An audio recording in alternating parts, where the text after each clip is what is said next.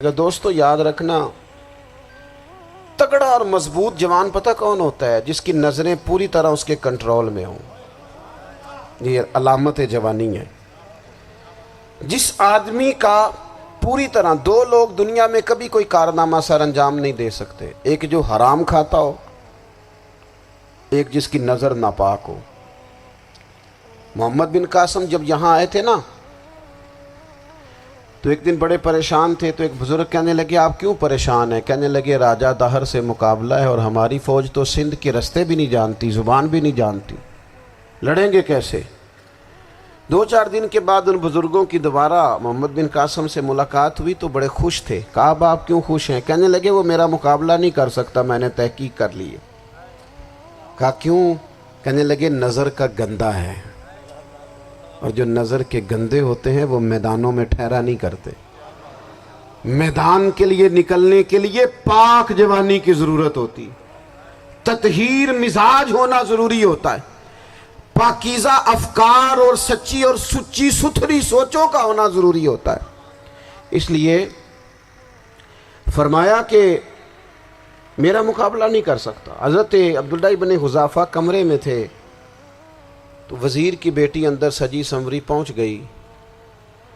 جیسے ہی آپ نے اس کفر کی چال کو دیکھا تو تیمم کر کے نفل شروع کیے۔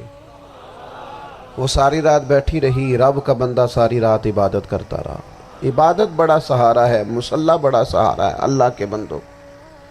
صبح دروازہ کھولا، وزیر نے اپنی بچی سے پوچھنا چاہتا تھا رزلٹ کیا نکلا، تو وہ کہنے لگی پیچھے ہٹ جا، اب تیرا میرا تعلق کوئی نہیں، میں نے نبی پاک کا کلمہ پڑھ لیا۔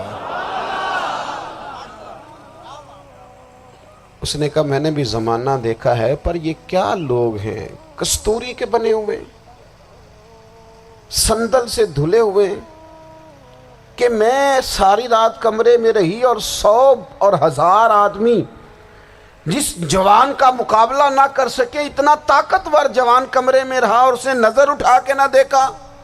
او کچا رنگ للاری والا جڑا چڑھدا تے لیندا رہندا ہے، اے عشق تیرے دا رنگ محمد چڑھیا پھر نہیں لیندا۔ میں کہا ایک دفعہ نظر اٹھا کے نہیں دیکھا، کمال ہو گئی۔ اتنے بڑے لوگ، اتنی بڑی سعادت مندی، فیروز بختی، معاملہ فہمی حد ہو گئی۔ اللہ اکبر۔ دوستو بادشاہ جب پوری طرح ہار گیا نا، اس نے کہا مار دو۔ تیل گرم کیا ایک کڑاہی میں، اور جب آپ کو اس میں ڈالنے لگے تو آپ کی آنکھوں میں آنسو آ گئے۔ بادشاہ کا خیال ہوا شاید نرم ہو گئے ہیں، کہنے لگا روئے کیوں؟ فرمانے لگے سوچتا ہوں جان ہی ایک ہے، کتنا مزہ ہے اس کی راہ میں جان دینے کا، کتنی لذت ہے اس کے نام پر مرنے میں، کتنا لطف ہے۔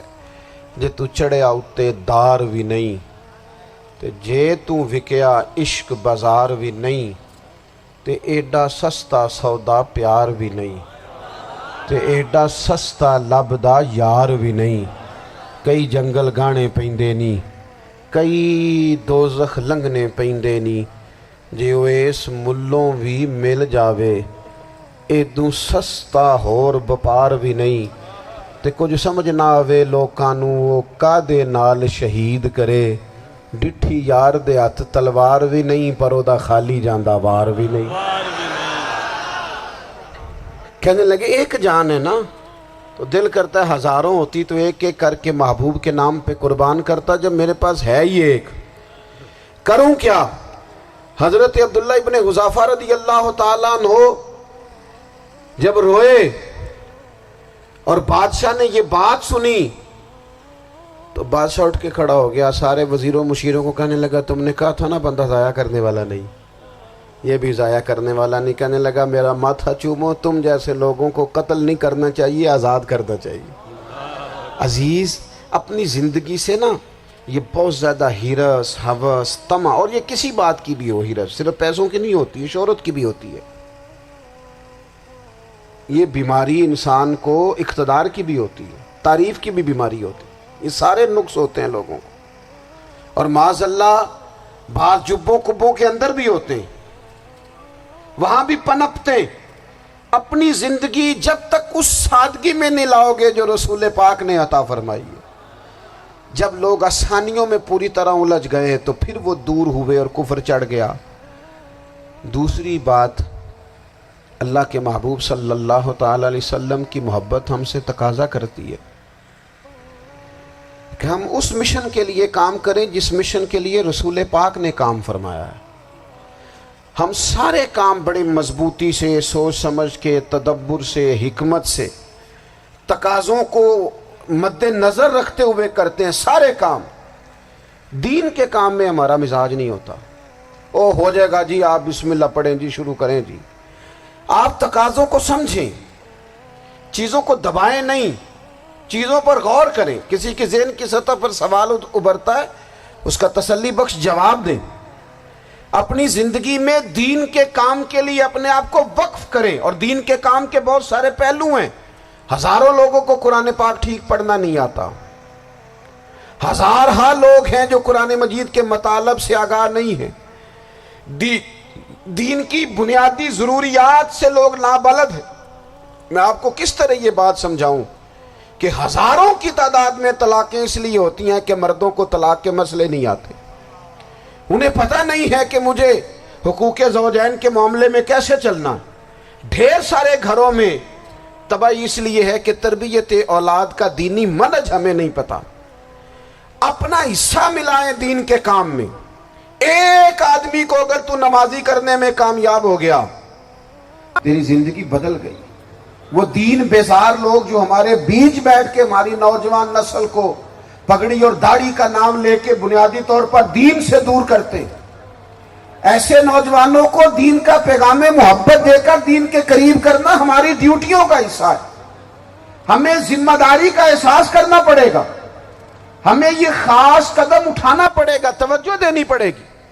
مساجد، مدارس، میں آپ سے عرض کروں، اتنی ڈٹ کے مخالفت ہوتی ہے نا مدرسوں کی، اتنی ڈٹ کے۔ میں ادارہ چلاتا ہوں، اس کے چلانے میں جو مشکلات ہیں وہ تو ہم بتا نہیں سکتے آپ کو، اس لیے کہ میری قوم، میرا اس قوم سے تعلق ہے جو نعت خواں امیر کرنا چاہتی ہے، مدرسے نہیں۔ ہاں، نقیب خطیب پیدا کرنا چاہتی ہے، شعر و شاعری کی زندگی کو پروان چڑھانا چاہتی ہے۔ فقط ہمارا ان لوگوں سے تعلق ہے جو لاکھوں کروڑوں روپیہ محافل پہ لگائیں گے، اور قاری صاحب بیچارے اگر مسجد کا کوئی ہونے والا کام کسی وقت بتا دیں گے تو وہ بڑی مشکل آ جائے گی ان کے لیے۔ یہ کیسے ہو سکتا ہے، آپ نے یہ ڈیوٹی بتا دی۔ مدارس، اور جتنا اہم رول دین کو پھیلانے میں مدارس اسلامیہ کا ہے، اتنی زبردست، لوگوں کا خیال ہوتا ہے میری طرح کے لوگ شاید کام کرتے ہیں، ڈیوٹی کرتے ہیں۔ یہ 10-15 لوگ آپ کو نظر آتے ہیں جو آپ کو کہیں میڈیا پر یا ادھر ادھر ڈیوٹی کرتے، مخلص لوگ اپنی جگہ پہ، وہ بھی بڑا ہی کام کر رہے ہیں، جو میڈیا پہ آ کے بھی اخلاص سے اور درد دل سے کو دین کی، ان کی بھی کسی بات کی حوصلہ شکنی نہیں۔ لیکن ہزارہا اساتذہ جو مدارس میں بیٹھ کے پڑھاتے ہیں، جنہوں نے وہ سارے لوگ تیار، آپ سمجھ نہیں سکتے کتنا بڑا کام۔ حفظ کا استاد جو ہوتا ہے نا، اس کی ڈیوٹی 24 گھنٹے ہوتی ہے، فجر سے پہلے، اور اس نے بچوں کو اٹھانا۔ تنخواہ تو ہم انہیں دینا نہیں نہ چاہتے جی، تنخواہ نہیں دے دی انہوں نے، ہمیں مولوی امیر نہ ہو جانا۔ مولوی نو تے سوٹ بھی 27ویں والی رات دے ہے تاکہ کدھر سوان کے عید والے دن پا نہ لوے، چونکہ 27ویں تو بعد تے درزی پھڑتا ہی کوئی نہیں، کیوں حضرت؟ ایسے ہی ہے نا، اس وقت تو نہیں نہ لیتا۔ تو ہم چاہتے ہیں مولوی ہماری مرضی کے ہماری طرح کا سوٹ نہ پہن لے۔ مدارس کی مضبوطی، آپ یہ دیکھ لیں، یہ صلاح الدین ایوبی کا تعلق بھلا کس چیز سے تھا؟